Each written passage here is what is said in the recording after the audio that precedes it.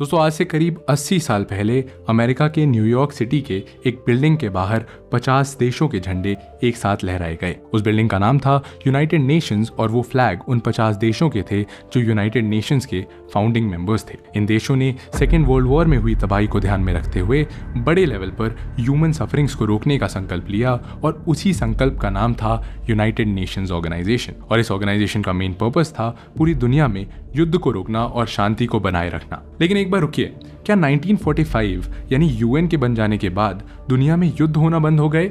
जवाब है नहीं। दोस्तों आपको बता दूं कि 1946 के बाद से करीब 250 से ज्यादा आर्म्ड कॉन्फ्लिक्ट हो चुके हैं और ये डेटा खुद यूनाइटेड नेशंस का ही है। लेकिन क्या यूनाइटेड नेशंस हर आर्म्ड कॉन्फ्लिक्ट को रोकने में सफल रहा है? जवाब फिर से वही है, नहीं। कुछ मामलों को छोड़ दें तो यूनाइटेड नेशन जिस पर्पस के लिए बनाया गया था वो उसमें कभी भी सक्सीड होता नजर नहीं आया है। खासतौर से 1994 में हुए रवांडा जेनोसाइड के बाद से, जिसे यूएन कंट्रोल करने में फेल रहा था। रिजल्ट ये हुआ कि इस जेनोसाइड में करीब 8 लाख लोगों की जाने गई और ये रवांडा जेनोसाइड कोई लास्ट नहीं था। इसके बाद ऐसे कई सारे आर्म्ड कॉन्फ्लिक्ट्स हुए हैं, लेकिन यूनाइटेड नेशंस के लोग अपनी बिल्डिंग्स में केवल मीटिंग्स और वोटिंग्स करते रहे हैं। Result zero. और दोस्तों इसीलिए 20th सेंचुरी का सबसे जरूरी ऑर्गेनाइजेशन आज 21st सेंचुरी में पूरी तरह से इररिलेवेंट नजर आ रहा है। और इसीलिए आज के इस वीडियो में हम आपको बताएंगे कि आखिर क्यों यूनाइटेड नेशन को एक फेलियर कहा जा रहा है, क्यों यूएन रशिया और यूक्रेन या इजराइल पैलेस्टाइन के बीच के कॉन्फ्लिक्ट्स को खत्म नहीं करवा पा रहा है,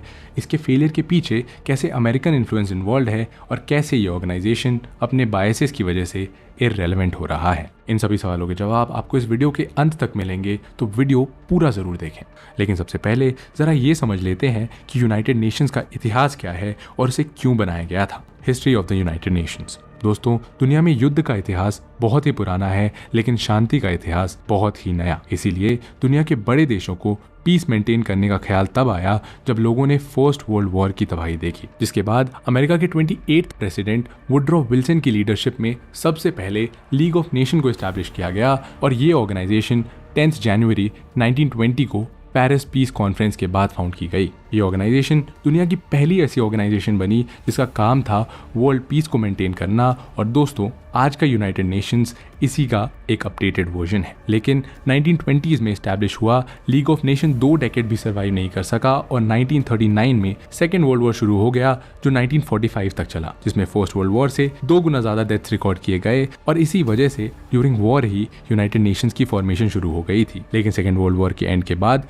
24 अक्टूबर 1945 को अमेरिका, रशिया, ब्रिटेन और फ्रांस जैसी 50 से ज्यादा कंट्रीज ने एक साथ मिलकर सैन फ्रांसिस्को में एक डॉक्यूमेंट पर साइन किया जिसमें विश्व शांति के लिए एक ऑर्गेनाइजेशन फाउंड करने की बात कही गई थी, जिसे आज charter of the United Nations कहा जाता है। दोस्तों इस चार्टर में टोटल 70 आर्टिकल्स हैं, जिसमें सबसे पहला और सबसे इंपॉर्टेंट आर्टिकल है आर्टिकल 1। लेकिन आखिर आर्टिकल 1 इतना इंपॉर्टेंट क्यों है? तो आर्टिकल 1 की इंपॉर्टेंस है क्योंकि उसमें लिखा है all human beings are born free and equal in dignity and rights and they are endowed with reason and conscious and should act towards one another in spirit of brotherhood. यानी एक तरह से ये आर्टिकल दुनिया भर में भाईचारा और शांति बनाने की बात कर रहा है। इसीलिए अगर 2 कंट्रीज या 2 ग्रुप्स के बीच आर्म्ड कॉन्फ्लिक्ट होता है तो उसे इंटरनेशनल लॉज की हेल्प से सॉल्व करना यूनाइटेड नेशंस ऑर्गेनाइजेशन की मेजर रिस्पॉन्सिबिलिटी है। लेकिन आज लगभग 30,000 करोड़ के एनुअल बजट और 190 प्लस कंट्रीज के सपोर्ट के बावजूद यूनाइटेड नेशंस अपनी रिस्पॉन्सिबिलिटीज को पूरा करने में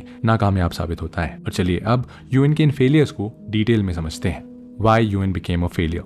यूएन के फेलियर की शुरुआत 1994 में ही रवांडा जेनोसाइड के साथ हो गई थी। रवांडा बेसिकली सेंट्रल अफ्रीका में एक छोटा सा देश है जिसमें 3 मेजर कम्युनिटीज पीसफुली रहा करती थी और इन्हें तुत्सी, हुतू और त्वा के नाम से जाना जाता था। लेकिन जब जर्मन्स और बेल्जियंस ने रवांडा को अपनी कॉलोनी बनाया तो उन्होंने तुत्सी को सुपीरियर रेस और हुतू को इन्फीरियर रेस में डिवाइड कर दिया, जिसकी वजह से हुतू कम्युनिटीज के बहुत सारे बेसिक राइट्स छिन गए और इसी वजह से हुतूज और तुत्सीज के बीच एक सिविल वॉर शुरू हो गई, जिसे 4 अगस्त 1993 को एक पीस अकॉर्ड की मदद से खत्म किया गया। लेकिन ये अकॉर्ड ज्यादा दिन नहीं चला और उसके 1 साल के अंदर ही 7 अप्रैल 1994 को रवांडन जेनोसाइड की शुरुआत हो गई। विद इन 3 मंथ्स 8 लाख लोगों की हत्या कर दी गई और जिसमें ज्यादातर लोग तुत्सी कम्युनिटी के थे। लेकिन दोस्तों यहाँ पर हैरानी वाली बात यह है कि रवांडा में जेनोसाइड यूनाइटेड नेशन की प्रेजेंस में हुआ ये कि 1993 में अकॉर्ड साइन हो जाने के बाद से ही यूनाइटेड नेशंस की United Nations assistance for Rwanda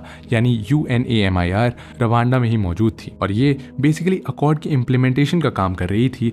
लेकिन जेनोसाइड की शुरुआत में ही UN के रवांडन असिस्टेंस की हत्या कर दी गई और UN उसके अगेंस्ट भी कुछ नहीं कर सका। और दोस्तों यही वो इवेंट था जब पहली बार यूनाइटेड नेशन किसी इंटरनेशनल ऑर्गेनाइजेशन के बजाय एक लाचार NGO की तरह नजर आया। दोस्तों हमने देखा कि किस तरीके से UN की प्रेजेंस में रवांडन जेनोसाइड हुआ। अब हम क्विकली देखते हैं कि कैसे UN की इग्नोरेंस की वजह से सोमालिया में सिविल वॉर हुआ।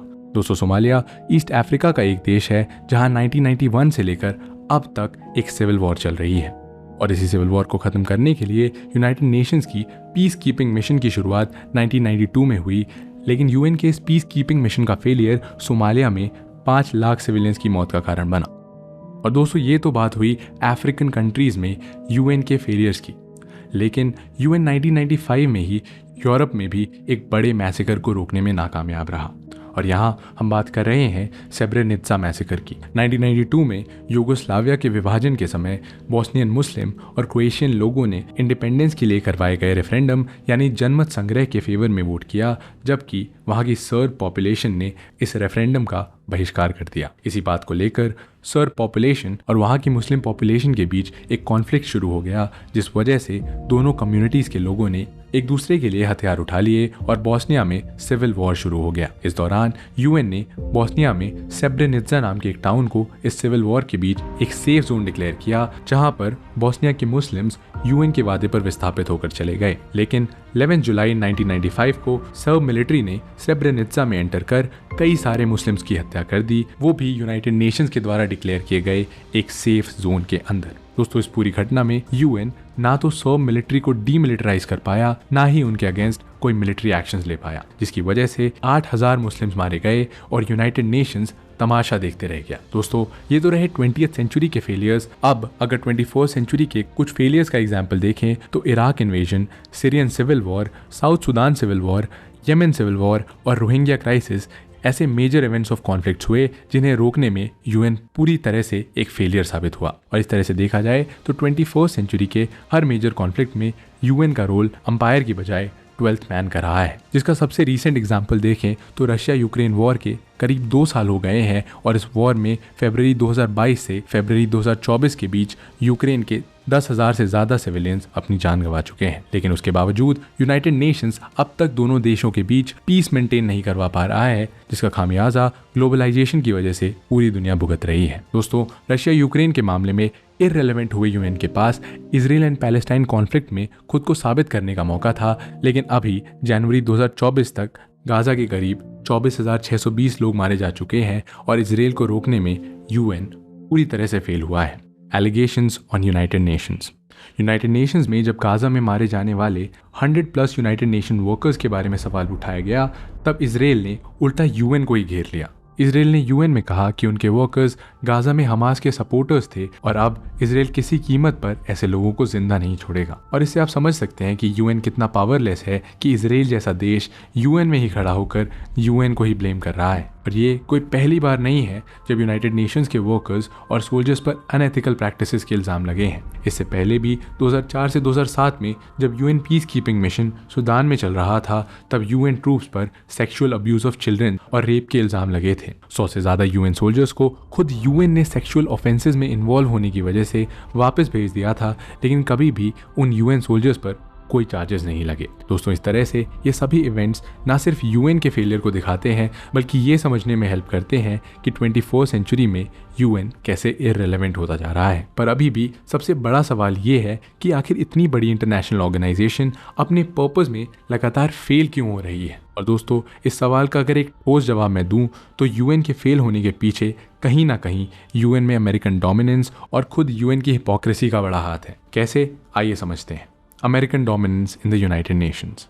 दोस्तों UN में अमेरिकन डोमिनेंस को आप इसी तरह से समझ सकते हैं कि अगर हम रशिया और चाइना को छोड़ दें तो UN के फाउंडिंग मेंबर्स में ज़्यादातर वही कंट्रीज थी जो USA की आइडियोलॉजी को फॉलो करती थी।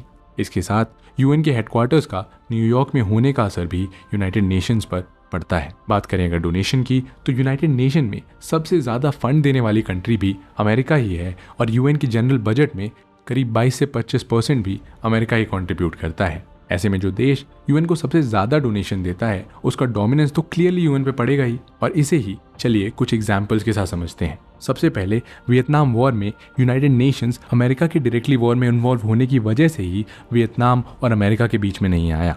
इसके साथ ही जब इराक पर अमेरिका ने हमला किया और बहुत से लोग मार दिए, तब भी अमेरिका के खिलाफ यूनाइटेड नेशंस ने कोई एक्शन नहीं लिया।